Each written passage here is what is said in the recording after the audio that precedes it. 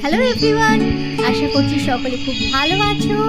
আমি পুষ্পাঞ্জলি আবার নিয়ে চলে এসেছি নতুন একটা ভিডিও। আর আজকে যেহেতু পুজো সামনে চলে এসছে, তাই আজকে মহালয়ার ভোর। তো আজকে ভাবলাম চলো ঘরটাকে একটুখানি সাজিয়ে গুছিয়ে রেডি করি পুজোর জন্য। নিক অনেকদিন ধরেই বলছে যে চলো না ঘরটাকে একটু গোছাই। তো আজকে আর এড়িয়ে থাকতে পারলাম না, মনে হলো ঠিক আছে বাচ্চাটা যদি এটাতে একটু খুশি হয়, একটু যদি ওর ভালো লাগে, তাহলে আজকে মানে ওটা ঘরটাকে একটু সাজিয়ে গুছিয়ে নিই।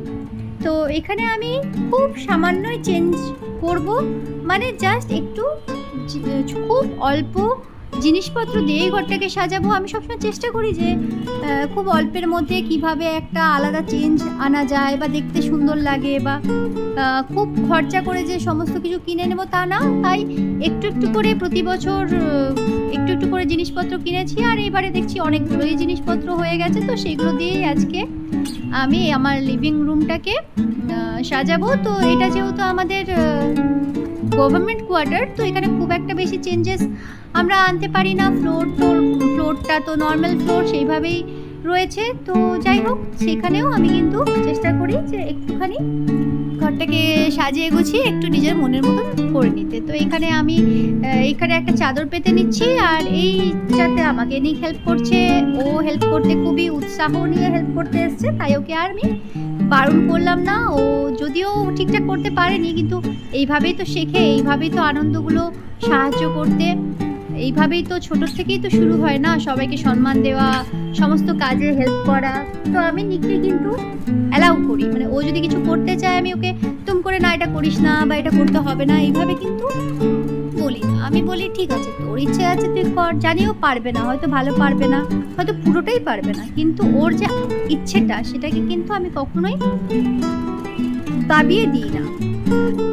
তো এখানে ও আমাকে হেল্প করতে চলে এসছে, আর এখানে জাস্ট এটা চেঞ্জ করার পরে দেখবে কিন্তু ঘরটাতে একটা আলাদাই একটা ভাইবস আসছে, একটা অন্যরকম। একটুখানি চেঞ্জ করলেও কিন্তু ঘর তোর খুব দেখতে ভালো লাগে। আর এগুলো আমি না ছোটোর থেকে মানে মাকে দেখেছি, তারপরে দাদাও এইসব ব্যাপারে ভীষণ ইন্টারেস্টেড। পুজো এলে, কোনো একটা অকেশন এলেই ঘর সাজানো, এগুলো আমার মধ্যে মানে ওদের দেখে দেখে আমি শিখেছি। আর চেষ্টা করি নিকও যেন আমাকে দেখে দেখে শেখে, ওরও যেন মনে হয় যে কোনো একটা কিছুতে এনগেজ হব, সুন্দরভাবে সাজাবো। তো অনেক যুদ্ধর পর শেষ অবধি আমি এটা করতে পেরেছি। তারপরেও দেখলাম ঠিক হচ্ছে না বলে এটাকে আবার উল্টো দিকে করে করলাম। মোটামুটি এটা করতে কিন্তু মানে আমরা প্রায় যুদ্ধ পরিস্থিতি হয়ে গেছিল, মানে যেদিকটা খোলার অংশ বারবার ওটাই সামনে দিয়ে দিয়েছিলাম বলে বারবার ওটা খুলে যাচ্ছিল, তারপরে উল্টো দিকে করে করেছি। তো যাই হোক, লাস্ট অবধি কিন্তু আমরা যুদ্ধ জয় করতে পেরেছি। এরপরে আমি বার করে নেব আমার কিনে রাখা জিনিসগুলো। তো এইভাবে কিন্তু আমি একটা বক্সকে কিন্তু আমি স্টোরেজ হিসেবেও ইউজ করি, আর ওপরে একটা ছোট স্টাডি টেবিল রেখে এটা কিন্তু আমার টি টেবিলে পরিণত করে দিয়েছি। তো এইভাবে ছোট ছোট জিনিসগুলোকে কাজে লাগিয়ে দিয়ে কিন্তু আমরা অনেকটাই টাকাও সেভ করতে পারি। আর এইসব জিনিসগুলো যেহেতু এখানে পড়ে থাকে, সেটারও একটা কিন্তু ইউজ হয়ে যায়। তো এখানে আমি জাস্ট রেখে দিচ্ছি একটা, আগের বছর কিনেছিলাম মিশো থেকে একটা ওই প্রদীপদানি। তো এটা দেখতে খুব সুন্দর আর খুব সস্তাতেও পেয়েছিলাম। তো এখানটা এরপরে এগুলো একটু টাঙিয়ে দেবো। আর নিক কিন্তু ও আমার হেল্প করছে ভিডিওটা বানাতে, কিছুতেই ও ঠিকঠাক ক্যামেরাটা রাখতে পারছে না। শেষ অবধিও কিন্তু ঠিক করে রেখেছে ক্যামেরাটা। তো ও কিন্তু বলছে যে তোমার কিন্তু ঠিকঠাক আসছে না, মানে এইসব দিকে ওর খুব নজর। আর এখানে ও আমাকে হেল্প করছে, প্রচুর হেল্প করেছে, কিন্তু আমাকে জানেন তো ভীষণ প্রচুর হেল্প করেছে। এরপরে আমি এইগুলোই কুশন কভারগুলো আমার এত ভালো লাগে যে এগুলো স্পেশালি আমি অকেশনের জন্য কিনেছি, কিন্তু এই কুশন কভারগুলো আমার সারা বছরই পাতা থাকে, মানে লাগানো থাকে। মোটামুটি ওই 2 সপ্তাহ কি 10 দিন 14 দিন পর পরই কিন্তু এগুলোকে আমি একবার গরম জলে দিয়ে কেচে দিই। আর যেহেতু আমার একটু অ্যালার্জির সমস্যা আছে, তো কিন্তু তাও সে সারাদিন এই পরিষ্কার পরিচ্ছন্ন করতে গিয়ে ডাস্ট অ্যালার্জির জন্য প্রচুর অ্যালার্জি বেরোচ্ছে। আজ 2-3 মাস ধরে ওষুধও খাচ্ছি, কিন্তু তার সাথে এইসবগুলো করেও যাচ্ছি। ভালো লাগে আসলে, এইগুলো করলে মনটা অনেকটা শান্তি পায়, একটা পজিটিভ ভাইবস আসে। তো এইখানে আমি এগুলোকে সাজিয়ে দিচ্ছি। আর জিনিসপত্র কিন্তু প্রচুর পরিষ্কার করতে হয়, কারণ রাস্তার ধারে হওয়ার জন্য কিন্তু ভীষণ ধুলো জমে। মানে 2 দিন অন্তর অন্তর যদি জিনিসপত্রকে পরিষ্কার না করা হয়, সঙ্গে সঙ্গে পুরো ধুলোর একটা পরত পড়ে যায়। তো এখানে আমি যেহেতু পুরোটাই ক্লিন করছি, তো এখানে আমি এই বক্সটাকেও একটু ধুয়ে নিচ্ছি।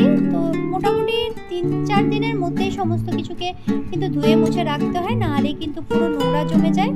এটা কিন্তু একটা বিশাল বড় প্রবলেম। আর এত ধুলো, আর জলটাও তো খুব একটা ভালো নয়, জলটাও আয়রন জল। তো সেই জন্য কিন্তু আমার স্কিনে ভীষণ অ্যালার্জি বেরোচ্ছে। তাই আগে যতটা মানে করতাম, হয়তো 1 সপ্তাহে কি 10 দিনে হয়তো জিনিসপত্র মুছতাম, কিন্তু এত বেশি অ্যালার্জির জন্য আমার মানে ধুলোতে অ্যালার্জি, ওই জন্য বাড়িতে এখন ধুলো জমতে দিতেই চাইছি না, যে যাতে আবার ধুলোর জন্য ডাস্ট অ্যালার্জিটা না বেড়ে যায়।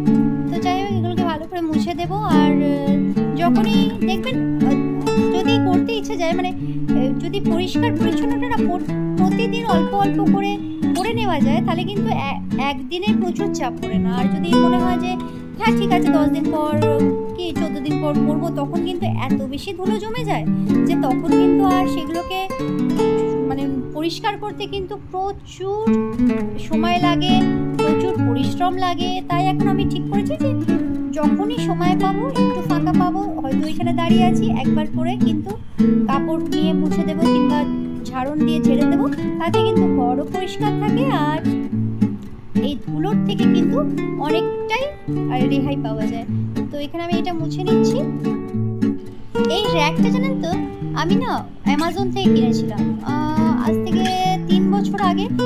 কিন্তু এইটা সত্যি কথা বলতে কি, অ্যামাজনের জিনিস মোটামুটি কখনো আমাদের খারাপ আসেনি, কিন্তু এই জিনিসটা কিন্তু ভীষণই আমার একটা লস হয়েছে বলতে পারেন। কারণ এটা না একদম ঠিকঠাক থাকে না, মানে যতবারই ওটাকে আটকে দিই বারবার খুলে যায়। তো এই প্রোডাক্টটা যদি তোমরাও নাও না, একটু দেখে শুনে নেবে, একটু দেখে আর নেবে, কারণ এই প্রোডাক্টটা কিন্তু খুব একটা ভালো নয়।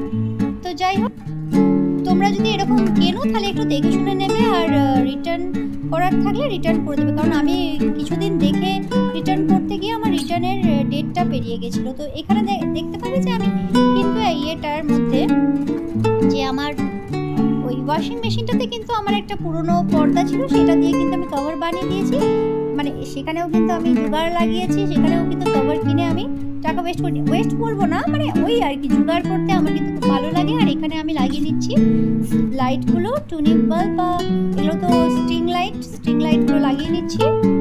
এরপরে লাস্ট কাজ হচ্ছে খুব ভালো করে ঘরটাকে ঝাড় দিয়ে, এবং যেখানে যেখানে সামান্য ঝুল হয়েছে, বিশেষ করে আমি দেখি যে দরজার ওপরগুলো ছোট্ট ছোট্ট কোনা, যেখানগুলো আমাদের চোখের আড়ালে চলে যায়, মানে যেখানগুলো আমরা ভাবি না, সেখানটাতে যে এত বেশি ময়লা বা এত বেশি নোংরা জমে যায়, সেগুলো পরিষ্কার করতে কিন্তু সত্যি খুব বেগ পেতে হয়।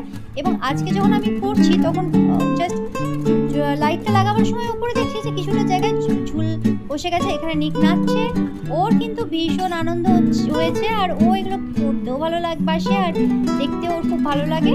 তো এখানে ভালো করে ঝাটপাট দিয়ে তারপরে কিন্তু আমি পুরো ঘরটাকে রেডি করে নিয়েছি। ব্যাস, খালি আমার কাজ হয়ে যাবে। ব্যাস, এরপরে আমি দেখাবো আমার ঘরের সাজ। তো এইগুলো আমি আগের বছর বানিয়েছিলাম, আর এই প্রদীপগুলো এইবারে বানিয়েছি, অত কিছু বানাতে পারিনি। তো এটা হচ্ছে আমার ঘরের ফাইনাল লুকস। জাস্ট সামান্য একটু চেঞ্জ করে কিন্তু ঘরটাকে একদমই পুজো রেডি বানিয়ে দিয়েছি। কেমন লাগলো অবশ্যই তোমরা জানিও, এবং ভালো লাগলে অবশ্যই শেয়ার করো আর কমেন্ট করো কেমন লাগছে, তাহলে তো আমি বুঝতে পারবো, আমি তো ইন্টারেস্ট পাবো আরও ভিডিও দেবার। তো তোমাদের সাথে আমার ভিডিও শেয়ার করতে কিন্তু খুব ভালো লাগে। আর এই হচ্ছে আমার রুমের ফাইনাল লুকস।